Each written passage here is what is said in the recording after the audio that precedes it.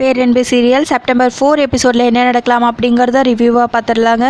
ஹாஸ்பிட்டல்லேருந்து discharge ஆகி வீட்டுக்கு வந்ததுமே ராஜிமா அப்படியே கண் கலங்கி நிற்கிறாங்க வானதி ஃபோட்டோ பார்த்து. அப்போது அம்மா கல்யாணத்தில் என்ன வேணாலும் நடந்திருக்கட்டும், ஆனால் உங்களுக்கு உடம்பு சரியில்லைன்னு சொன்னதுமே உங்களை பார்க்கறதுக்காக ஓடி வந்தாங்கல்ல, சீக்கிரமாக அண்ணனோட சேர்ந்து வாழ அவங்க மனசு மாறுவாங்கன்னு எனக்கு தோணுதுமா. எவ்வளோ நாளைக்கு தான் அவங்களும் இப்படி பிடிவாதமாக இருப்பாங்க அப்படின்னு ஸ்வேதா சொல்லிட்டு இருக்க. எனக்கு என்னமோ அப்படி தோணல. சண்மதிக்கு என் மேலே இருக்கிற கோவம் அவ்வளோ சீக்கிரம் குறையாதுன்னு தான் எனக்கு தோணுது. நான் நடித்தது நடக்கணுங்கிறதுக்காக என் மேலே அளவு கடந்த நம்பிக்கை வச்சுருந்த ஒரு மனசை காயப்படுத்திட்டேன்னு இப்போ எனக்கு குற்ற உணர்ச்சியாக இருக்குது அப்படின்னு ராஜிமால அம்மா ரொம்ப ஸ்ட்ரெயின் பண்ணாதீங்கம்மாங்கிறாங்க கார்த்திக். அம்மா அண்ணன் சொன்ன மாதிரி அவங்க சீக்கிரமாக மனசு மாதிரி நம்ம வீட்டுக்கு வருவாங்கங்கிற நம்பிக்கை எனக்கு இருக்குமா. நீங்கள் இதை பற்றியெல்லாம் யோசிச்சுட்டு இருக்காம போய் நிம்மதியாக ரெஸ்ட் எடுங்க அப்படின்னு ஸ்வேதா சொல்ல கார்த்திக்கும் ராஜிமாவும் கூட்டிகிட்டு போயிடுறாங்க. அதுக்கப்புறம் கார்த்திக் தனியாக நின்று அப்படியே யோசிச்சுட்டு இருக்காங்க. அப்போது ஜீவா வராங்க. அண்ணன் நான் உங்ககிட்ட கொஞ்சம் தனியாக பேசிட்டோன்னே அப்படின்னு சொல்ல சரி சொல்லுங்கிறாங்க கார்த்திக். நான் உன்னையும் அம்மாவையும் எவ்வளவோ காயப்படுத்திட்டேன். உங்களவுக்கு என்னால் கம்பெனியை மெயின்டைன் பண்ண முடியல.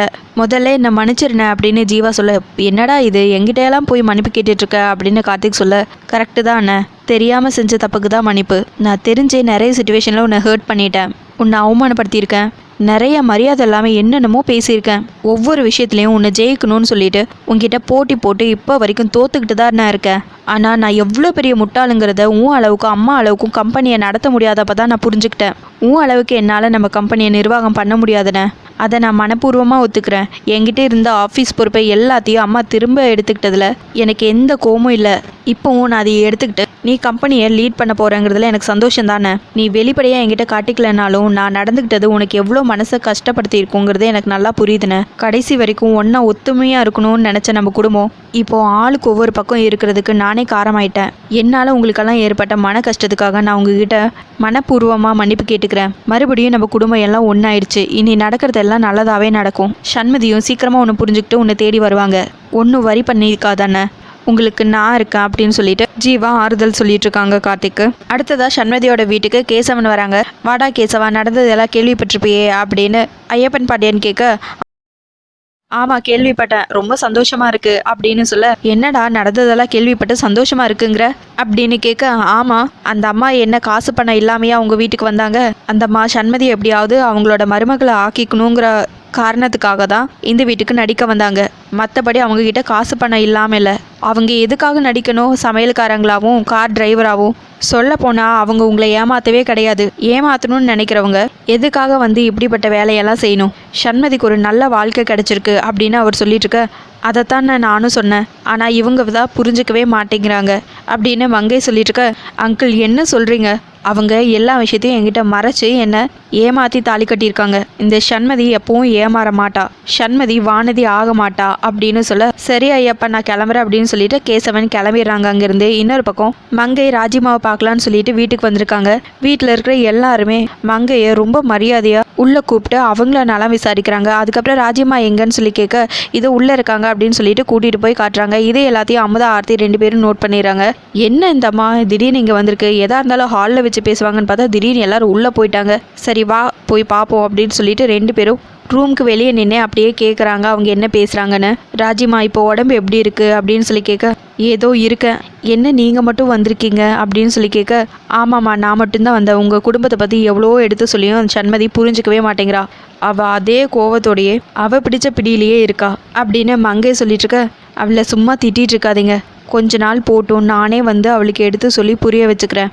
நடந்ததையே திரும்ப திரும்ப அவகிட்ட சொல்லி அவள் மனசை காயப்படுத்த வேண்டாம், எதாக இருந்தாலும் பொறுமையாக பேசிக்கலாம் அப்படின்னு ராஜிமா சொல்ல உங்கள் மருமகளை நீங்கள் விட்டு கொடுப்பீங்களா, எல்லாம் ஏன் தப்பு தான், நான் தான் இதை கல்யாணத்துக்கு அப்புறம் பொறுமையாக சொல்லிக்கலான்னு சொன்னேன். நீங்கள் சொன்ன மாதிரி முதல்லையே இந்த விஷயத்த அவங்கக்கிட்ட சொல்லியிருந்தா இந்த பிரச்சனை வந்திருக்காதோ என்னமோ. நீங்கள் சொன்னதை நான் தான் கேட்காம போயிட்டேன், இந்த நிலைமைக்கு நான் தான் காரணம், என்னை மன்னிச்சிருங்க ராஜிமா அப்படின்னு மங்கை சொல்லிட்டு இருக்க விடுங்க பரவாயில்ல நீங்கள் அதுக்காக வருத்தப்படாதீங்க அப்படின்னு ராஜிமா சொல்ல அமுதாவும் ஆர்த்தியும் அப்படியே ஷாக் ஆகுறாங்க. 2 பேரும் வெளியே போய் நின்று இந்த அம்மாவுக்கு எல்லா விஷயமும் தெரிஞ்சும் அப்படியே அமைதியாக இருந்திருக்கு, நிறைய சொத்து இருக்குல்ல அதனால கூட இருக்கலாம். இந்த அம்மா சொல்கிறத பார்த்தா கொஞ்சம் கொஞ்சமாக அந்த சண்மதிக்கிட்ட பேசி அவன் மனசை மாற்றினாலும் மாற்றிடுவாங்க. இதெல்லாம் நடந்துருச்சுன்னா சொத்தெல்லாம் அவங்க கைக்கு போயிடும். அந்த அம்மாவை பற்றி தான் நம்மளுக்கு தெரியும்ல, அந்த அம்மா பிடிச்ச பிடியிலேயே இருக்கும். எங்கே அந்த அம்மா சொன்ன மாதிரி கொஞ்ச நாள் கழிச்சு போய் சண்மதிக்கிட்ட கையில் காலில் விழுந்தாவது என்னை மன்னிச்சிரு வீட்டுக்கு வாமா அப்படின்னு சொல்கிறதுக்கு முன்னாடி நம்ம கொஞ்சம் உஷாராயிடணும் அப்படின்னு அமுதா ஆர்த்திக்கிட்ட சொல்லிட்டு இருக்காங்க. இன்னொரு பக்கம் கார்த்திக் சண்மதியோட சீனியர் லாயரை பார்க்கலான்னு சொல்லிட்டு போயிருக்காங்க. அங்கே போனதுமே பணத்தை எடுத்து கொடுக்குறாங்க. என்ன கார்த்திக் இது அப்படின்னு சொல்லி கேட்க, நீங்கள் என் கல்யாணத்துக்காக கொடுத்த அட்வான்ஸ் பணம் இந்தாங்க அப்படின்னு சொல்லிட்டு கார்த்திக் கொடுக்க, சாரி கார்த்திக், நீங்கள் யாருன்னு தெரியாமல் நான் உங்களுக்கு இப்படி பணத்தை கொடுத்துட்டேன். நடந்ததெல்லாம் யோசிச்சு எங்களுக்கும் வருத்தமாக தான் இருக்குது அப்படின்னு சீனியர் லாயர் சொல்ல, சரிங்க சார் பரவாயில்ல விடுங்க அப்படின்னு சொல்லிட்டு அங்கேருந்து கிளம்பிடுறாங்க. உடனே கார்த்தியை கூப்பிட்டு, கார்த்தி உங்களோட ஒரிஜினல் லைசன்ஸை எங்கிட்ட கொடுத்து வச்சுருந்தீங்க இந்தாங்க அப்படின்னு சொல்லிட்டு அந்த லைசன்ஸை கொடுக்கவும் வாங்கிட்டு அங்கேருந்து கார்த்திக் கிளம்புறாங்க. டோர் ஓப்பன் பண்ணும்போது கரெக்டாக சண்மதி வந்து நிற்கிறாங்க. சரின்னு கார்த்திக் அப்படியே ஒதுங்கி நிற்கிறாங்க. சண்மதி நேராக உள்ளே வந்து, இந்த மாதிரி ஆளுங்களெல்லாம் எதுக்கு சார் உள்ளே விடுறீங்க? இப்படியெல்லாம் உள்ளே விட்டீங்கன்னா வேற யாராச்சும் கூட ஏமாற்றிட்டு போயிடுவாங்க அப்படின்னு சொல்லிட்டு இருக்க கார்த்திக் அமைதியாக அங்கேருந்து கிளம்பிடுறாங்க. உடனே சீனியர் லாயர், சண்மதி என்னம்மா இப்படி பேசிகிட்டு இருக்க? அவர் பணத்தை கொண்டு வந்து கொடுத்துட்டு போகிறாரு, அவரோட லைசன்ஸை வாங்கிட்டு போகிறாரு, அதுக்காக தான் அவர் இங்கே வந்தார். நீ என்னம்மா பர்சனல் பிரச்சனையெல்லாம் ஆஃபீஸ்க்குள்ளே கொண்டு வந்துட்டுருக்க, வேணாமா, இந்த மாதிரியெல்லாம் பண்ணுறது சரியில்லை அப்படின்னு சொல்லிட்டு சீனியர் லாயர் அங்கேருந்து போயிடுறாங்க. சண்மதி அப்படியே தலை குளிஞ்சு நின்றுட்டுருக்காங்க. இன்னொரு பக்கம் ராஜிமாவோட செக்கப்புக்காக ஜீவாவும் ஸ்வேதாவும் ஹாஸ்பிட்டல் கூட்டிகிட்டு போயிருக்காங்க. இந்த மெடிசின்ஸ் எல்லாம் அப்படியே கண்டினியூ பண்ணுங்க அப்படின்னு டாக்டர் சொல்ல சரின்னு சொல்லிட்டு அவங்க வெளியே கிளம்பிடுறாங்க. அந்த டைமில் சண்மதியும் அதே ஹாஸ்பிட்டலுக்கு வந்திருக்காங்க. சண்மதியோட ஸ்கூட்டியை பார்த்துட்டு அவங்க ஃப்ரெண்டு, ஓ சண்மதி வந்திருக்காளா அப்படின்னு சொல்லிட்டு ஹாஸ்பிட்டலுக்குள்ளே போகிறாங்க. என்னடி ஆச்சு, சொல்லியிருந்தா நான் அவங்க கூட ஹாஸ்பிட்டல் வந்திருப்பேன்ல அப்படின்னு சண்மதி கேட்டுட்டு இருக்க, இல்லடி டேப்லெட் வாங்கி போட்டால் சரியாயிரும் தான் நினச்சேன், அப்புறம் தான் சரியாகவே இல்லை, அதனால தான் ஹாஸ்பிட்டல் வந்தேன் அப்படின்னு பேசிட்டு இருக்க கரெக்டாக ராஜிமா ஸ்வேதா ஜீவா எல்லாரும் வந்துட்டு இருக்காங்க. சண்மதி அப்படியே பேசிட்டே திரும்பி பார்க்க இவங்கள பார்த்துடுறாங்க. சண்மதி உன்னோட மாமியார் அப்படின்னு சொல்ல, எனக்கு அப்படியெல்லாம் யாரும் கிடையாது அப்படின்னு சொல்லிட்டு சண்மதி அங்கேருந்து கிராஸ் ஆகி போகிறாங்க. ராஜிமா அப்படியே சண்மதின்னு கூப்பிட வராங்க. அதோட எபிசோட முடிச்சிருக்காங்க. உங்களுக்கு இந்த வீடியோ பிடிச்சிருந்தா லைக் பண்ணுங்கள், ஷேர் பண்ணுங்கள், கமெண்ட் பண்ணுங்கள், அப்படியே சப்ஸ்கிரைப் பண்ணுங்கள். தேங்க்யூ.